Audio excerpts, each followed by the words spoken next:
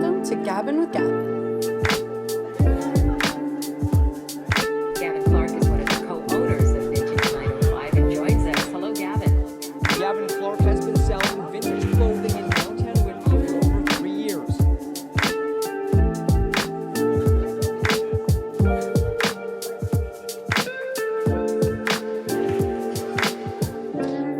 Hey, what's going on, everybody? Welcome to episode number 5. This is the Gabbin with Gavin podcast. I got a very very special guest today. I'm joined by Pro Air's Nyck Caution. Nyck, thank you so much for being here, man. It's gonna be a lot of fun. Of course, man. Thanks for having me. Yeah, of course, man. Thank you. I want to get into your career, talk about all that, but I want to set the tone for the interview right away. Mm-hmm. If you weren't rapping, 100% you would be a pro wrestler. True or false? I would say like 95% true. 95%. And my only reason, the one of the main things that stopped me from really pursuing pro wrestling, I feel like I'm not tall enough, and I don't want to be like I wouldn't want to be put into the small guy character, you know. You're not doing 205 live. Nah. I would want to talk shit. I mean, that I could probably have like a faction. I could be like the head of the faction, have some big guys with me. Hell yeah. Maybe I could be a Daniel Bryan, who knows? But I could take a bump. I could take a real bump. Is Nyck Caution a face or a heel? Honestly, I think I would probably start as a face and then I'd have like a dramatic heel turn. Dramatic, like, and I'd be I'd be a heel. I'd be a real heel. That's awesome. Dix, thanks so much for joining us on the podcast today, man. Yeah. You've got a new album out? Yeah. Anywhere But Here? Yep. It's getting a lot of great feedback. Mm-hmm. There's some absolute bangers on there. What are you up to now since you can't tour the album? What are you working on? Yeah, I mean, since the album came out, I've been selling merch. That's been good. I've been working on new stuff. I've been Twitch streaming. I've been working on like film and, new ideas, trying to write a TV show. And I've been producing. I'm just, trying to stay busy, but just being as creative as possible, trying all different types of stuff. Man, that's awesome. It's cool to hear you're working on a list. Can you tell us a little bit about what's the TV show you're working on? I can't get into it yet. I don't want to get too into it, but to give it it's the basis is around like a halfway house. So a halfway house where people, not like a police halfway house. There's when people do drugs, instead of going to a rehab, there's a halfway house you could go to where, it's a little more freedom. Like you could get a job, but you have to abide by certain rules. And I feel like there's never really been a TV show, and it wouldn't be a reality show. It'd be like a scripted light show. And I feel like there's never been a show that's really touched on that part of life. And one of the tags in my mind is like, we just had this pandemic, but there's an epidemic going on the whole time. And no one even really, like, people know about it, but I think it needs more light shed on it. That's interesting, man. That's awesome to hear. Yeah. It's crazy. My public school growing up was beside a halfway house. Really? Yeah, and that's an interesting idea because there was characters there, and we're kind of Yep. like almost overlooked people. You know what I mean? And that's what I think too, because like from the neighborhood I grew up in, there was there still is, but a big drug problem. And I feel like when people go to these halfway houses, a lot of people write them off as like failures or like, oh, they're at the halfway house, but people really come out and are rehabilitated and better than they were before. So I think it's no pun intended, a cautionary tale. There's success stories and there's people that unfortunately don't make it. So no, absolutely. That's very cool, man. So it's gonna be like a drama. I would say like it would be majority like not a comedy, but it would be light. I want like characters that are funny, and it shows that they, even though they're in a halfway house, they still live a normal life for the most part. But there would definitely be like dramatic moments where, real shit goes down. Very cool, man. So let's just say unlimited budget, you can cast anyone you want. Who would you like to see in this role? Joey Diaz in it. Hell yeah, man. Because another thing that makes it so cool is like any age could be in the halfway house. You could be 18, you could be 55. And I would want him to be like, not the main character, but he would be like the character everyone loves. Like he'd be like, oh, what is this fucking cocksucker doing? Like, look at this guy. So like Joey Diaz is one of the main guys I would want, and Craig Robinson I would want in it too. Man, would you have him as like a counselor or a? So I have a character idea. I wanted to be an MMA fighter who was like a high level prospect, was doing well, got an injury, and then started taking pills to like, you know, deal with the pain, and got addicted to painkillers or whatever. And then when he gets in the halfway house, he's just training at 8 a.m. every morning. And like Joey Diaz, like this fucking asshole's punching bags outside. And it's like, I'm training. And like, I want Craig, like he would be not the typical Craig Robinson, but he would still be funny. But, you know, he's like a bigger heavyweight. And then my idea is also for one episode, I'm giving a lot away. He would have a fight. They would all go to the fight and he would lose. Oh man. Well, and that's awesome, man. It sounds like you really got some plans with it. Yeah, I'm thinking it out. It's still a work in progress, but before I did music, which is another reason why I said 95% wrestler, I was into acting and I was into writing, and that's something I want to get back into. Yeah, I wanted to touch on that. You do have some acting experience. Yeah. You did a film, It Felt Like Love. Yeah, I did. You were young in that, man. That was a while ago now, right? Like 17, 18, yeah. Crazy.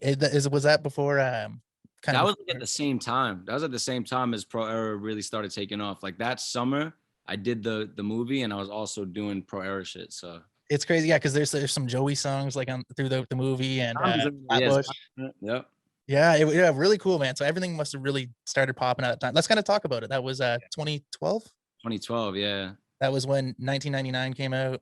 That's when shit really took off. Yeah. You had the verse on Suspect. Yep.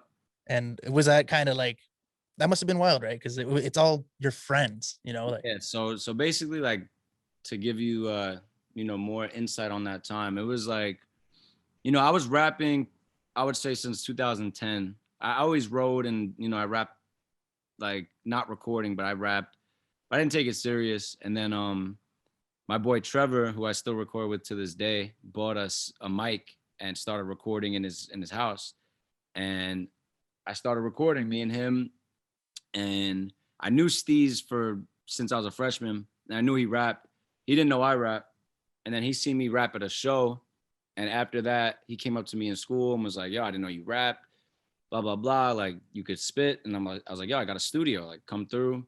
So Steez came through, and we were rapping for a while, and then Joey was a year younger than me, so I started hearing Joey rap, and like everyone. We were all just in the school. No one was a crew yet. And then, you know, Joey and Steve started fucking with each other, and they made Pro Era. I wasn't in Pro Era at first. I was in a different crew. And my crew, like, it was cool. But then the guy Trevor just started adding like so many people to the crew that I didn't even know.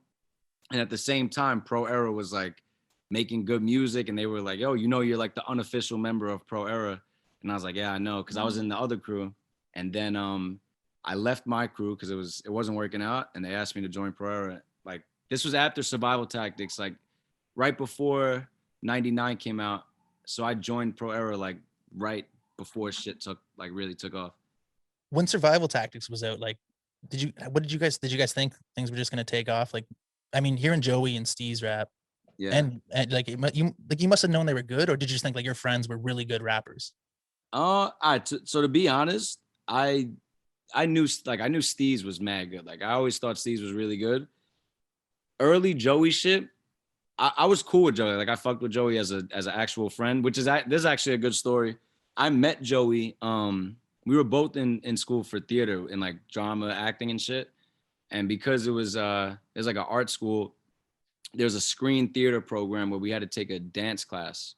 And at the end of the year, there was a dance show. So when I was a freshman, the older guys were into wrestling too. They convinced the dance teacher to let us do a wrestling choreography. So we made it, and I have the footage too. So like I was in it freshman year, sophomore year, I choreographed it. So Joey got put into my shit. Before I even knew Joey, they just like placed him in my group, and I had him wrestling. Like we wrestled on stage, on mats and shit. It was crazy. So that's how me and Joey became friends. Man, that's incredible. You're First of all, you're gonna have to send me that footage. I got you. We're gonna have to edit that into here. And Yeah. that's a pretty cool teacher, man, that she let you do a wrestling project for instead of dance. Yeah, it was sick. It was honest because like the dance teacher was really cool, and a lot of the guys that did acting didn't really want to dance, so it was like a loophole. And she was like, "Oh, it is choreography," which it is. So the only thing is like it definitely wasn't fully safe. Like we're not professionals, and I had people doing power bombs. I did like a hurricane. Like they picked me up in a sidewalk slam, and I did a full hurricane rana. Like we were doing crazy shit. We were actually doing crazy shit, but I choreographed a really good match, and yeah, like that's how me and Joey got really cool. Another chance for the 5%. You could have been a booker, a promoter. Okay, 100%. Oh man, that's great. So you guys are dropping music now. 1999's come out. Did everything just kind of changed, right? Yeah. So the other question about survival tactics. Oh, sorry. When that came out, that was like the summer of 2011, and I wasn't in pro at the time, and it just came out as like a song, and it did cool. Like, and I thought the song was good, but then the video came out in February, and once the video came out, like at that time too, I feel like with rap music, everything was about the video. Like nowadays, it's like the playlist thing and the Instagram, like and like all the other shit. But at that time, it was like ASAP Rocky came out with Peso. Everyone loved it. Tyler came out with Yonkers. Like, it was like the video era where if you had like this dope ass video and you had a crew, like, and that was like a big crew time. Like Odd Future came out, ASAP, TDE, and then it was us. So, once that video came out, I was like, oh, this is some real shit, because it was an official video. It wasn't some bullshit. And, things just started taking off. Joey was getting bigger. There was like people were coming to the school to interview him, and yeah, like at that point, that's when it seemed real. And when I got, asked to be a part of the group, I was like, all right, so I must, like, I knew I was nice, but I'm like, all right, this is a real opportunity, and like I'm going with people that are fucking really good too. So we just went hard. That's crazy, man. So after 1999 comes out, you guys tour, you start seeing the world. Yeah. And you're like fresh out of high school. Yeah. What's that like for a young man from you're saying you're from an area where like you see a lot of addiction, a lot of struggle. Yeah, no, for sure. It was crazy because I graduated in 2012, and I got into Brooklyn College, which is actually like a hard college. It's not an easy college. And my mom was a teacher, so I also went, like, she's a teacher. She wanted me to go to school, obviously, but I didn't want to go. I didn't really want to go before the music shit started taking off, but I was down to go to college. Like I was probably going to go away to college and do like the whole college life thing. But, now this opportunity came across, and I went to college that first year, the first one semester. And like during that semester, there was nights where I was in the studio in Times Square, and I would sleep in the studio and just go to school in the morning. Like I would just take the train at 7 a.m. And it was fucking hard. Like it was hard to do school and music. And then actually I remember vividly too, I had a final one day, and I had a BET like cipher with them, and I missed the final. I was like, and my mom was mad, but I'm like, Ma, like I have a chance to be on BET right now. And I did that. I obviously did that. So, I passed all my classes. I had like a C in one. I didn't have great grades, but I had decent grades. And then going into second semester, she wanted me to go again, but I got a management deal and I had the tour coming up. So I didn't go back to school. And instead of going to school in fucking February, I went on tour in April. And we toured the country. Like we were on tour for like 2 months with the Zombies, and it was crazy. I can't even really explain it. Like it was so long ago at this point too, that I still have memories of it, but it was just crazy. Like we were all so young, and we obviously thought we were older. Like, oh, like we're men. We were 17, 18. And we had a tour manager who was like Joey's cousin, who was like 27, 28. And that was it. and like we just fucking did whatever we wanted. It was crazy. Do those times seem like a long time ago now? Like being Yeah, they just seem pretty kids. long ago. They do seem pretty long ago. Yeah, but it's cool. You guys have still got to. You guys still frequently tour together. Like one of the most recent tours was the Beast Coast tour. Yeah.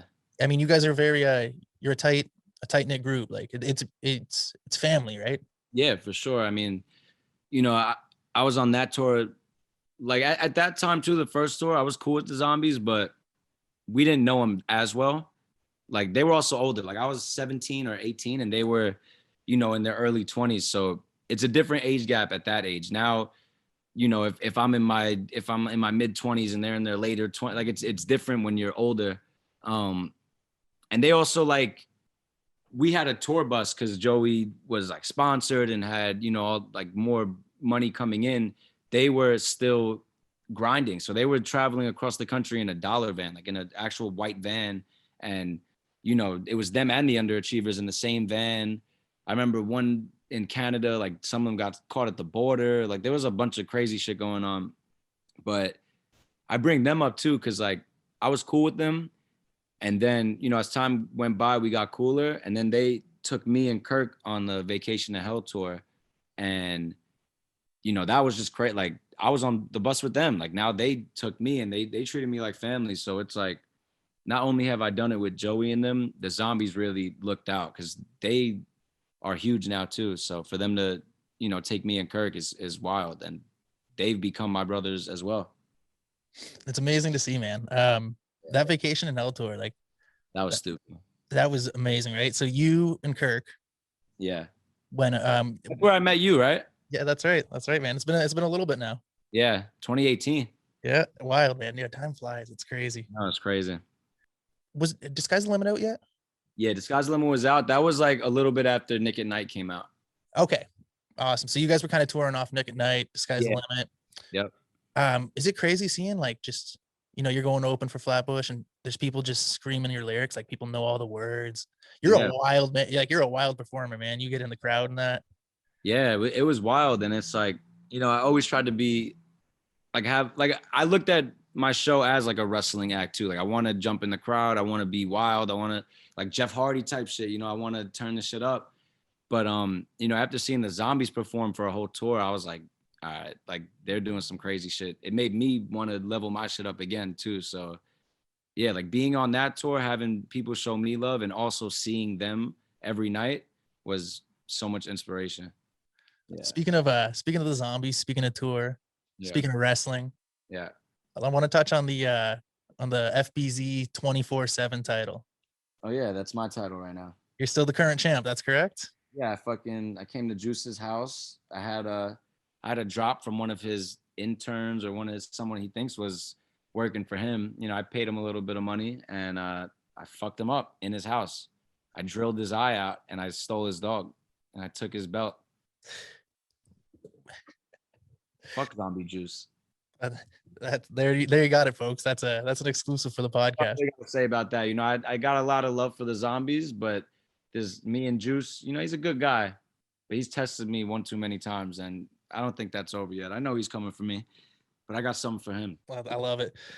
For anybody like not sure what we're talking about here, you guys have got it running a 24/7 title on tour. During the last tour, the Beast Coast tour, it was you, Kirk, Underachievers, and the Zombies. Yeah, and Joey and CJ. Yeah. Crazy tour, man. That was so much fun. Yeah, that was crazy. You were flying around on stage. Yeah, that was like the peak of any performance I ever done, like doing flips in the sky and shit. Crazy. From the time, you know, you're rapping in high school with Joey, like getting into pro era, and then years later you're like a superhero, man, flying around on stage. Yeah, man, it's fucking wild.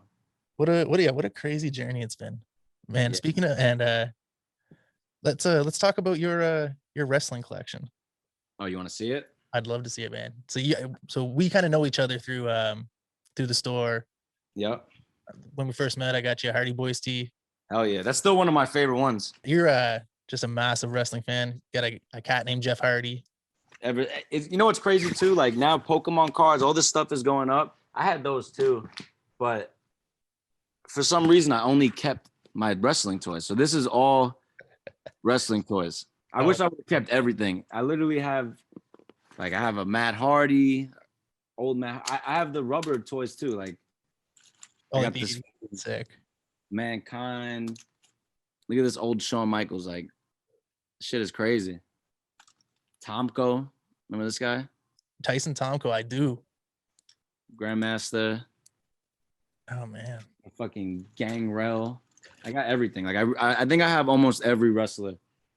I don't have more of like the modern ones. I don't think I have CM Punk, but like I have so many old ones. I don't even know who this is. Is this Billy Gunn? Come Get some. I'm not sure, man. That might be Billy. I got Big Boss Man, the rubber Big Boss Man. Like, I got so much shit in here. Kurt Angle. He looks crazy here. Yeah, that's like a Kurt Stone Cold hybrid. Yeah, it's like, all right, we got Stone Cold. Let's just change his facial structure a little bit.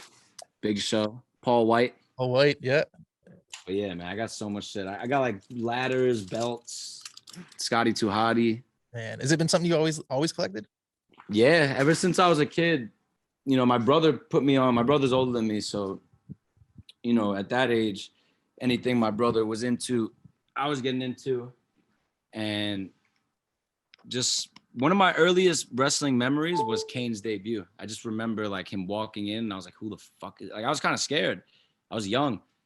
And ever since then, I would just watch Raw, I watched SmackDown, I watched everything.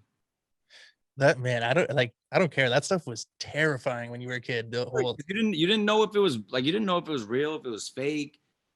When, you know, like even like it was older, but it was like, I forget what year it was, but when Vince McMahon like died in the limo, I thought he died. I swear I thought he died. There was a few, dude. You know, the one that really got me, I remember Taker punching his hand out of the ground. After I thought he was buried alive. Of course. Like, there was just so many crazy things. And you know what I used to get too?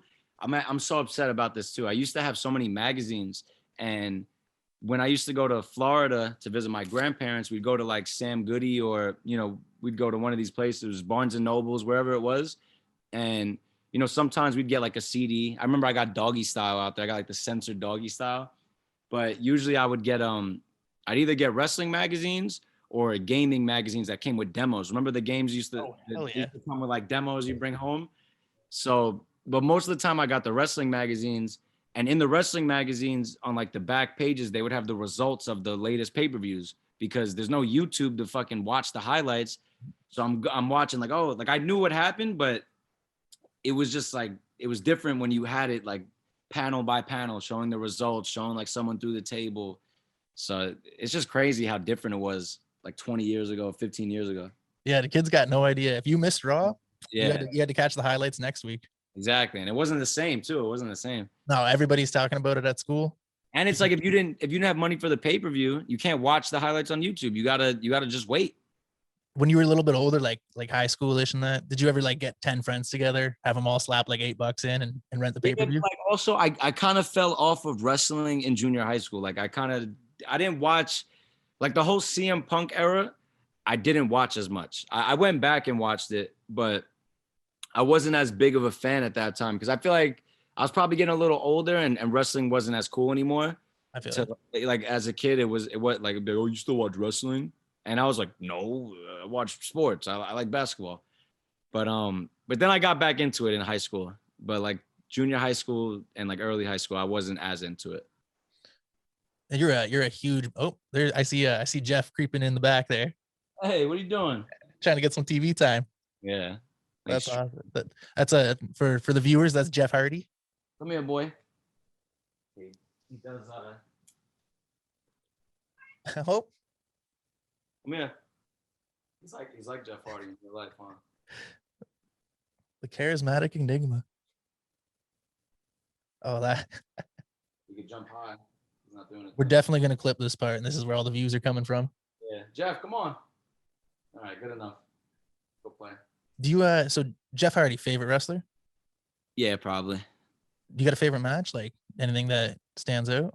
You know what's, I wouldn't say it's my favorite, but you know, it's one of my favorites is when he fought the Undertaker. But it's so weird. I had a weird feeling you were gonna say that. The ladder match, right? I was like the way he looked, like the way his hair was, like I just fucked with that Jeff Hardy, and he almost won. Like I actually believed that he was gonna win. I remember screaming watching that, dude. I was like, come on. And Jim Ross was just selling it too. Best ever. Yeah, he's the best. Climb that ladder, kid. Yeah. Oh, yeah. Climb that ladder, kid. Yeah. Undertaker was just a badass then too. He was the man. I loved the TLC match was insane when he got speared off the hanging off the thing. But just to pick one is hard. It probably would be the Taker one, but he just had so many moments. Like he wasn't just a match guy. I feel like he's just a moment guy. Like he has so many crazy moments where he's just doing ridiculous shit. Just so much stuff you've never seen before at the time. Like, and he like did it. Like when he did stuff, I feel like sometimes when people did high risk things, like they like got down, you know, like they kind of like were cautious a little bit. He was just like full fucking what's his shit? Whisper in the wind, like just throwing it all, just crazy. Honestly, yeah, there were some big spots back in the day, but a lot of them seem to involve Hardy. Yeah, and Shane McMahon. Yeah, Shane McMahon was another guy who really loved jumping off stuff. He's a sick fuck. Okay, so if you're wrestling, are you you're going off the ladders? Hell yeah. That's off the ladder, and I'm taking like I'm taking some bumps. I'm going through tables. I'm if I get a stunner, I'm doing a fucking backflip. Like I'm doing all that. Are you watching much currently? Yeah, I'm watching. Like I watch it. I watch the highlights more than I watch like the full shows, but like I'm up to date with WWE. Mm-hmm. I'm a little more interested in AEW, to be honest. Interesting. Like I don't know, something about it, but I also like I fell off a little bit during this whole quarantine shit. Like it sucks because for wrestling, the crowd is huge. Of course. And you know, there's benefits from it too, because like you got guys like Sting able to do a full match this weekend. I don't know if he'd be able to do that. And if he did, it might be bad for him. You know, like I don't want to see Sting out there struggling. It almost becomes like those like Saudi Arabia shows. Yeah, exactly. Like, you know, when you put Goldberg versus Sting live or. Yeah. No, but I've been watching, and one thing I really do like about WWE right now is Roman Reigns as a heel. I think that's long overdue. Great work for sure. Yeah, like it's crazy they didn't pull the trigger on that before, because like it's especially with Heyman and the stuff they're doing with Jey Uso, it's been great. It's similar to like how John Cena hasn't been a heel in a while. Like I feel like if John Cena turns heel in the prime of his like peak, he's bigger than he ever like.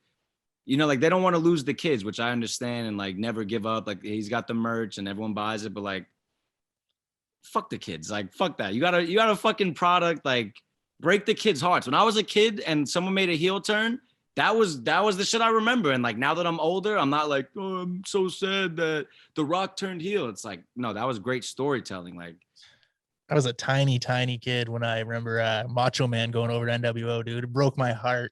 But it's sick though. Like you remember that. And I was there next week to make sure they got him. And the thing with that too, that I feel like they're losing sight of, or maybe they just don't care. Like when someone makes this huge heel turn, it opens the door for a new baby face. Like if you just have the same top baby face the whole time, who's going to be how is he going to not be the top baby face? You need to make room for the new guy. Like if Roman Reigns becomes this crazy heel, now you could have a Drew McIntyre baby face, or you could have like whoever is going to be the new guy, that Keith Lee, like maybe he gets a big push. So that stuff bothers me. I mean, that's kind of rule one, right? Like you can't have a good baby face without a good heel. Like look at Hogan. Exactly. So you're writing, you're doing a lot. Let's say, you know, your shows come out, movies come out, you're blowing up. Do you start writing for wrestling? Sure. I would write for wrestling, but I would want to, like, if I became like an actual big, like superstar, big star, I'm doing like Bad Bunny is doing wrestling now. I would want to make an appearance, but I want to actually wrestle. Like I want to have a match, like not like a 3 minute, like I tag in, I do a crossbody. I want to have like a match. Did you see Shaq wrestle? That was good. Oh, he took a crazy bump. That was, man. For an older guy, like that was brutal. Definitely. Yeah. It was no soft bump, like two tables and he was on top of him. Do you think we'll get the him and Big Show? Probably. I think this whole Big Show's a commentator is gonna be until Shaq is like, I'm a commentator, but look, I just fought. Like, I'm on TNT, but I fought. You're an ex-wrestler. Like, that's definitely in the making for sure. There you go, man. You're already writing scripts. Yeah, nah, of course. I could definitely write wrestling for sure. I would dabble in that. The thing that bothers me about wrestling now, I just feel like, and maybe this is why I like AEW a little bit more. I just don't think the WWE has great talkers right now. There's not that many guys. Like, that's why I like Roman right now. His mic work right now, I think, is the best it's ever been. And when you look back at old wrestling, the matches were good, yeah, but look at the talkers like Jericho, Stone Cold, Rock, Kurt Angle, Edge. Like, there was just, like, everyone could talk. Everyone was good. And now it's just, I don't know. I think that lacks. No, I completely see. Like, Attitude Era was all talkers, right? Like, you had, Undertaker cutting a promo, The Rock, like, Oh my God. and then do you find you enjoy like the interview segments, the characters more in AEW? Yeah, I think so. Like, I like MJF a lot. I think he's one of the best talkers in the whole business right now. I still love Jericho. Like, Jericho's, I feel like wine. He's gotten, at least his talking. Like, I think he's still good in the ring too, but he's just a great talker. Who else? Cody's good. Like, they have more. I feel like they're more into the older style of it, and like they're not catering to kids. Mhm. And I just think that I understand why WWE went that direction, but people, like, older people, still watch it. And like, being a kid and watching something that you're not really supposed to be watching, it's like, bro, it's part of being a kid. Like, I watched movies that were PG-13 when I was 7, and it's like, I think I turned out all right, And you don't think kids are seeing crazy shit on YouTube anyways? Like, come on. In this era, they're seeing more crazy shit than we did. But now, like, the shit that is being, like, the WWE is watered down. So I think they're kind of stepping back a little bit, though, because, like, even with The Fiend, they're lighting him on fire. They're trying to, I think, get a little bit more back into it. But I think it's kind of now there's a direct competition. yeah, for sure. You can see what like when it was the only one and it was kid friendly, it's like you kind of got to, now that you see something, they're like, we're not going that. They've added pyro again. They're lighting people on fire. And that's a good point too, because like, even back in the day, they had competition, so they were probably trying to beat WCW, ECW, and then for a while there was no competition, so they could just dictate the market. And it's like, why not cater to kids? They'll buy the merch, they'll buy the toys, they'll buy the pay-per-views, but they'll still buy it. Just change it. What do you think about Kenny Omega? Like, comparing him to Roman as kind of a heel champ. Love it. I even, like, before, so I was getting hip to Kenny Omega a couple years ago, and I loved it. Like, he's the type of guy I look at, even when he was doing like New Japan shit. And I thought he was gonna be in WWE. There was rumors that he was gonna be in the Royal Rumble, blah blah blah. And I was excited for that because I thought they needed someone like him, like someone who could talk, someone who's like, he's a character, he's doing like the thing, he could be a heel or a face. I think he's way better as a heel though. He could be a face, it works, but it's not what I want from him. If anything, I want Adam Page as the face. Like, he's a great face. Hangman, I think, is a great face. And eventually when they feud, it'll be great again. But I love Kenny Omega. He's great in the ring, and he's really great on the mic. He might be the best. He might be the best in the whole business all around. It's fun getting to like kind of fantasy book and like having, like you were saying, like, who's going to show up at Rumble. It's nice having two organizations now, and like, there's debuts, and like, it's a fun time to be a fan again.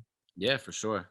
Just they need the fans back. Once the fans come back, it's going to be sick. Like, it sucks too, RIP fucking Luke Harper or Brody Lee.